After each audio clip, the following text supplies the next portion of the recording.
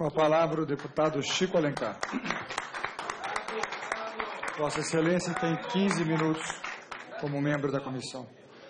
Deputadas, deputados, servidores, todos que acompanham esta sessão, o que acontece aqui é grave, não é trivial, é raro e merece de cada um de nós toda a responsabilidade. Destituir um presidente da República depois que conquistamos a democracia, ainda que limitada, que temos no Brasil, e quem lutou contra a ditadura sabe disso, é algo que tem que ser feito com muito critério. O impeachment é a definição constitucional mais grave do nosso ordenamento político.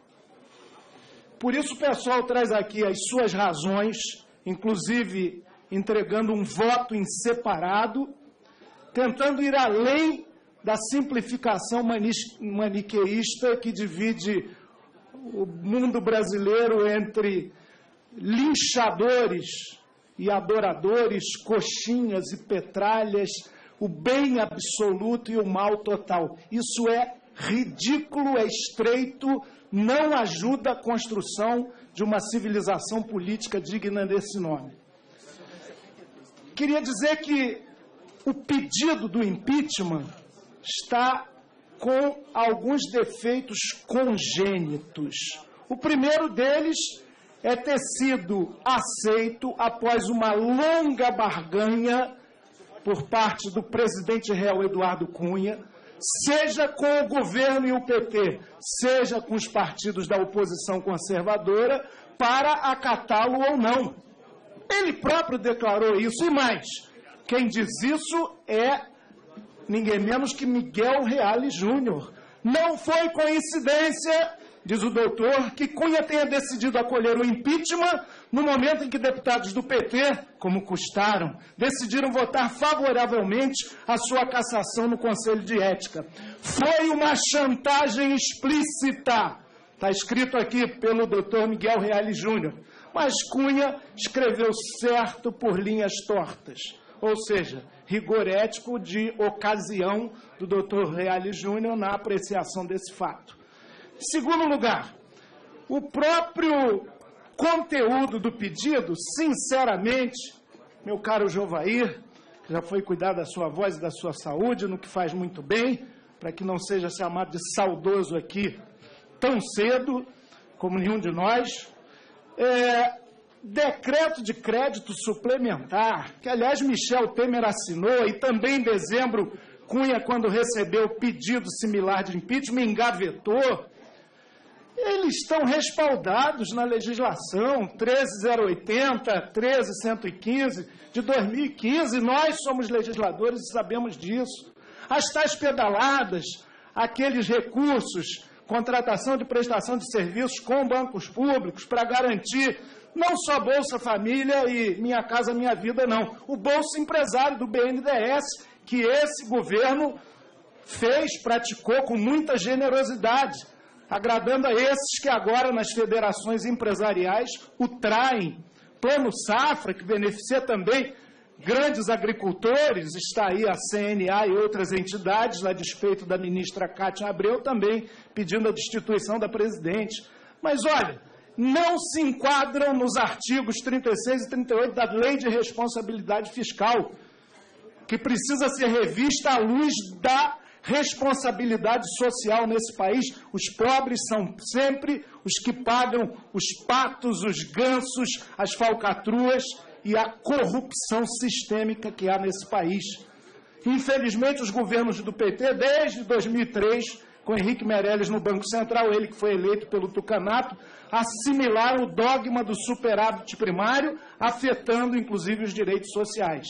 Essa ideia de superávit primário, que o FMI tanto cultua, não vale para os países centrais, só para os periféricos. E olha, nós temos o dever e a obrigação de não aplicar golpes na verdade.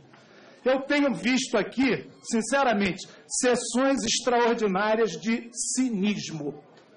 Vale dizer, zelo orçamentário espetacular agora, para quem, na verdade, para uma maioria, diria eu, só se preocupa fundamentalmente com as suas emendas orçamentárias individuais para garantir reprodução de mandatos. Zelo com as contas públicas por quem diz aí nos corredores que, em boa parte, e sabemos disso, isso é verdade, orçamento no Brasil é peça de ficção. Preocupação com dinheiro público, com dinheiro da população, por quem não questiona jamais os ganhos dos bancos, dos grandes rentistas, e com o cumprimento do artigo 26 das disposições transitórias da nossa Constituição, que fala sobre a nunca efetuada auditoria da dívida. Ainda no cinismo, no golpe contra a verdade. Repúdio a corrupção por quem é acusado, e há muitos de nós nessa situação, de ser beneficiário dela. Os registros da nossa justiça estão aí para confirmar. Clamor pela moralidade pública para quem naturaliza as práticas nefastas, inclusive autoritárias, de Eduardo Cunha, o presidente real dessa casa. Dilma praticou estelionato eleitoral, sim. Está fazendo, tentou fazer no seu governo, que a rigor ainda nem conseguiu começar, o contrário do que ela prometeu na campanha, em especial no segundo turno. Agora, o estelionato eleitoral também é daqueles que, adeptos do programa neoliberal, o Levi, inclusive, foi da assessoria econômica de Aécio, rejeitaram todas as suas propostas no ano passado, do ajuste puro e duro. Isso não deixa de ser estelionato eleitoral. De tudo que é lado, meu Deus. Nós estamos correndo o risco aqui de praticar mais um golpe, que é o golpe do imediatismo, o golpe da absolutização do presente. Sabe por quê? Todo ato político, toda decisão do Congresso vale por si e por suas consequências. A linha sucessória nesse país, reconheçamos, vai da má aos piores. Mas quem diz que tirar a Dilma numa grave decisão raríssima, pesada, traumática, ainda que com previsão constitucional, para colocar Michel Temer, seu sócio do PMDB desde 2003, vai mudar muito o país, transformar, está enganando a população. Nosso problema é sistêmico, como, aliás, disse o ministro Luiz Roberto Barroso. Sua Excelência, recentemente, numa conversa franca, de bom professor que é, com jovens, disse que o sistema político brasileiro, que carece de legitimidade democrática, deu uma centralidade imensa ao dinheiro, à necessidade de financiamento, e se tornou um espaço de corrupção generalizada. Quando o jornal exibia que o PMDB desembarcou do governo e mostrava as pessoas que erguiam as mãos, eu olhei, meu Deus do céu, é essa a nossa alternativa de poder? E ele diz que não vai fulanizar e diz o essencial, é preciso mudar tudo sob pena da gente enganar. O PMDB de Cunha, Temer, não é solução, é parte pesada do problema. E aí eu não quero citar nenhum cientista político, não. Vou no sábio Albert Einstein, numa frase dele conhecida: loucura é querer resultados diferentes fazendo tudo exatamente igual.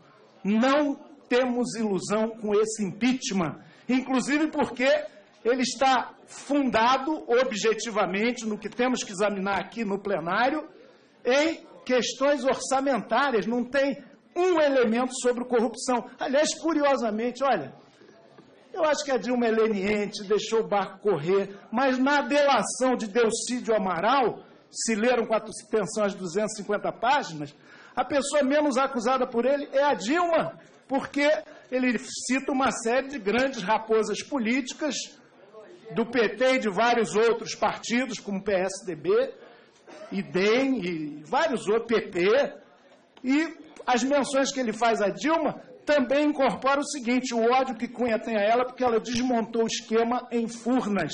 E nós, lá do Rio de Janeiro, sabemos bem as operações junto ao Fundo Real Grandeza.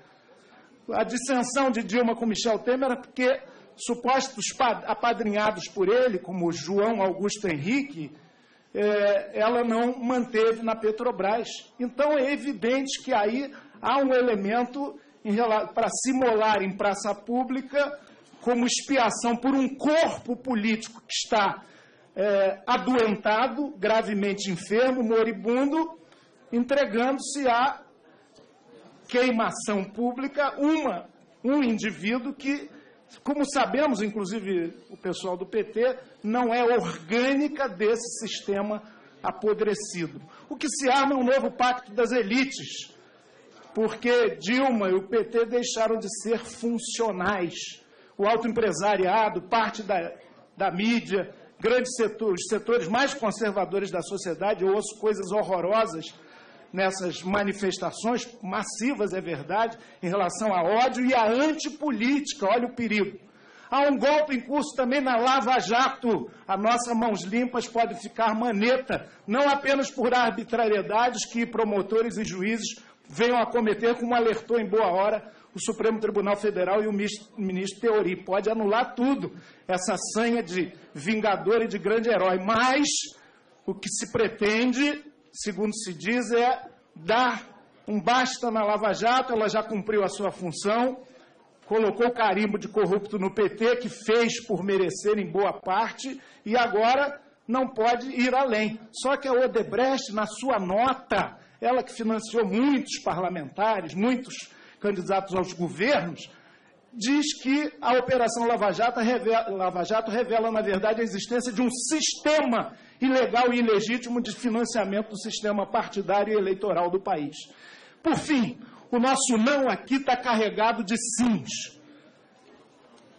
Um novo modelo econômico a ser construído com as forças sociais vivas da sociedade brasileira, superando esse modelo liberal periférico. Boa parte da nossa crise econômica, que se não fosse aguda, não respaldaria, inclusive, nem a insatisfação popular, nem mesmo esse pedido de impeachment, mas superando a nossa condição histórica liberal periférica. Uma reforma tributária progressiva que tenha a coragem de gravar as grandes heranças, os altos bens patrimoniais, as grandes fortunas. Nós nunca tivemos coragem de fazer isso nesse Congresso. E outra reforma fundamental, diante da qual nós não nos colocamos. Inclusive, a suposta reforma aqui foi também manipulada por Cunha, que destituiu até o relator da Comissão da Reforma Política. Para que a economia não continue colonizando a política, para que o tamanho do bolso não seja mais preponderante que o tamanho das ideias e causas, para que os partidos, e mais de 100 trocaram de partidos agora, e muitos, não diria todos, por interesse meramente paroquial e eleitoral, de oportunidades, para que eles possam ser doutrinários, programáticos, ideológicos, que tenham conteúdo e sustentabilidade, para que a gente possa enfrentar o que é elemento da corrupção histórica, larvar sistêmica na sociedade brasileira e que não é apontado aqui contra a atual presidente da República, que é o clientelismo, que é o fisiologismo, que é o patrimonialismo. Por fim, senhor presidente, quero entregar aqui o nosso voto específico do PSOL. Nós queremos, ao dizer não a este impeachment, sem fundamento, onde se mistura alhos com bugalhos e fala de um orçamento sobre o qual nós temos responsabilidade, inclusive para fiscalizá-lo efetivamente, pedaladas que foram praticadas por vários governantes, desde Fernando Henrique Cardoso, mas o que nós queremos é avançar, ver no hoje as perspectivas de futuro, no agora como será o amanhã. Esse país precisa ser passado a limpo e só o poder instituinte, que é o povo, pode fazê-lo, inserindo-se na política com P maiúsculo, que é bem diferente da politicagem da politicagem. O nosso não a esse impeachment é um sim a mais direitos. E os mais pobres nesse país são os que são sempre privados de direitos. E um eventual governo Michel Temer já tem aquela ponte para o futuro, que é uma pinguela para o passado, de supressão de direitos de trabalhadores. Até Paulinho da Força, insuspeito de qualquer intenção de não votar a favor de votar contra esse impeachment, disse que não dá para segurar junto aos trabalhadores. Mais democracia, mais direitos, mais organização do povo, mais cidadania, mais transparência. É preciso arrancar alegrias ao futuro. Antes de passar a palavra para o deputado Elmar Nascimento, essa presidência informa que a lanchonete da casa está aberta até às 21h e que após está mandando comprar pão, manteiga e queijo. Este presidente para ficar disponível aqui para quem quiser fazer esse pão, manteiga e queijo. Pão, mortadela, Zaratini, se quiser providenciar, bancar, este presidente vai comprar pão, manteiga e queijo. Obrigado. Com a palavra, o deputado Elmar Nascimento. Vossa Excelência tem 15 minutos regimentais. Não pode ser pizza e nem... Eu acho que... Presidente, só uma questão aí do Elmar, é o seguinte: o senhor vai retroagir nos que o senhor está pulando, que não está sendo chamado ou não? Porque no caso do ônibus o senhor retroagiu. E é bom que o plenário não vai ter retroação. Quem não está aqui perdeu a oportunidade. Eu estou acompanhando absolutamente a lista e caso haja uma chamada e o parlamentar estiver ausente, por obrigação regimental, eu já tenho que chamar o próximo. O deputado que chamou, ele está no lugar do Francisco Floriano.